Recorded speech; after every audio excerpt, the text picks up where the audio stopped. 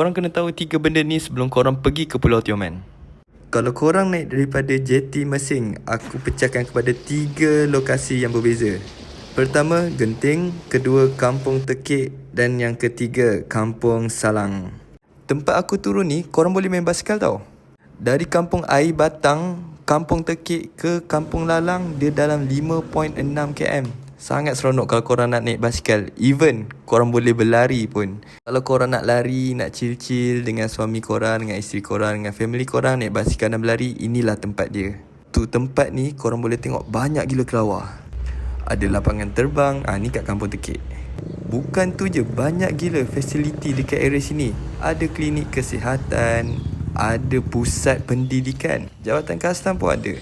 Member aku ni terlupa nak bawa kasut, jadi dia lari je lah pakai slipper. Paling penting korang jangan bagi monyet makan. Biar dia makan makanan nature dorang. Tentative first day kita orang sebenarnya free dan easy je. Sebab tu kita orang sewa basikal tau. Jadi kita orang pusing satu pulau. Lepas dia lari penat, ini kelapa semua jadi free je. Aktiviti utama dekat Pulau Tioman ni sebenarnya snorkeling dengan scuba diving. Jadi second day ni kita orang pergi island hopping. Package ni kami pergi ke 6 lokasi yang berbeza.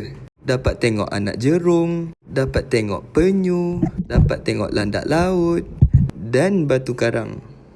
So, kalau korang tanya aku nak bagi rating berapa untuk trip ni, aku akan bagi 12/10. Tahun depan aku akan datang balik kat Pulau Tioman ni. Sebab apa? Aku akan scuba diving. Jadi itu je trip untuk kali ni. Jumpa korang. Assalamualaikum.